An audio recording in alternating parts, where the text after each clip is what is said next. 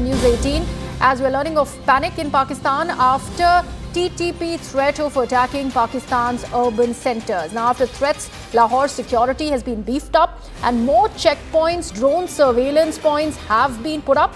Top intel sources also suggesting the TTP is upset due to the refugee crisis in Pakistan, where lakhs of refugees have been deported and their settlements have been attacked by the forces in Karachi and in Lahore.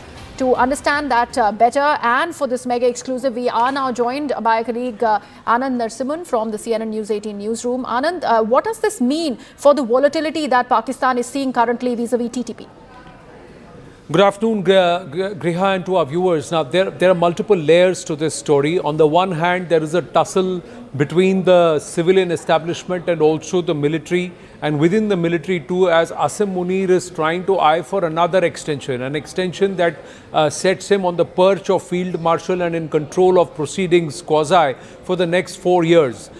Even as that tussle is going on, there is an internal security threat and there is an internecine fight in the civilian establishment between Hamza Sharif and Maryam Nawaz.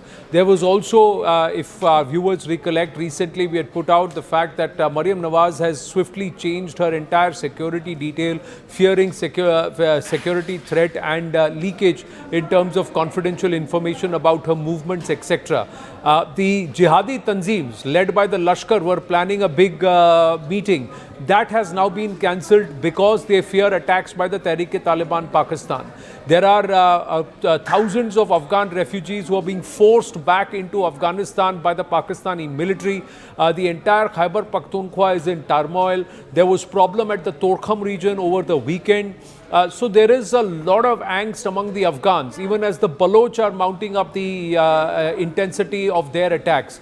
Now we are given to understand that even urban areas in Punjab, that is areas like Rawalpindi and Lahore, could face imminent attacks by the Tehreek-e-Taliban Pakistan, and that will only add to the internal situation within Pakistan. Also, the Tehreek-e-Labbaik, they are very, very upset, the entire group of Barelwis, because of the massacre in Muridke, where a lot of their supporters were gunned down by the Pakistan police, and all that they were doing was mounting a march in support of the Palestinians. A voice, something which the Pakistani establishment itself has said.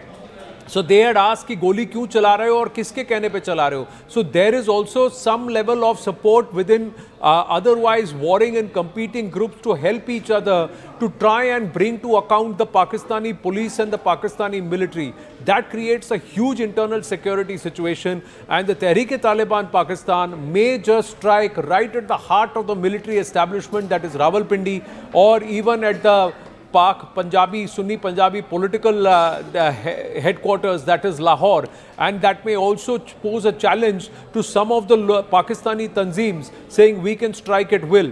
Already the TTP are claiming huge swaths of the Khyber Pakhtunkhwa region to be under their control, where they say that the military has been pushed back and they can target military pickets, military posts and also camps at will, which they have also demonstrated. Despite suffering losses on Pakistani strikes and Pakistani military operations, which have also neutralized a lot of TTP fighters, but the TTP poses a huge threat. Right, absolutely. And Anand, the fact that there is an influence by Turkey and Qatar that Pakistan plans to impose, how much of that is helping Pakistan really? Turkey and Qatar cannot influence beyond a certain level because the talks in Istanbul collapsed on this very ground.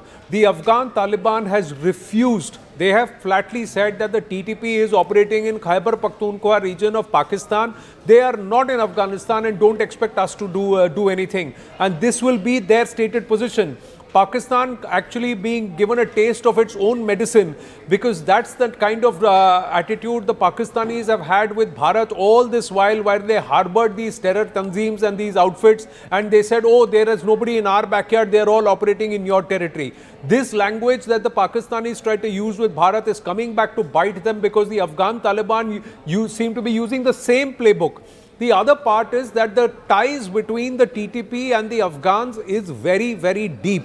It is deep because when the Taliban were in trouble, it was the TTP and these Pashtuns on the Pakistani side in their tribal areas, in their villages and hills, who gave them shelter for decades. And that ihsan will not be forgotten. That favor will never be forgotten. And the Afghans and the Taliban will never openly give up the TTP or give up on the TTP, because that's not something the Afghans do. And in terms of guerrilla warfare, fighting long and hard and dragging an ongoing battle, it's the Pakistani military and the security forces who will be worn out, not the Afghans. And that's exactly what Amir Khan Muttaqi said when he was in Delhi, saying, "Puchna hai to NATO se pucho, puchna hai to Russian se pucho, in sab se pucho who eventually prevailed and who had to then pack off and go."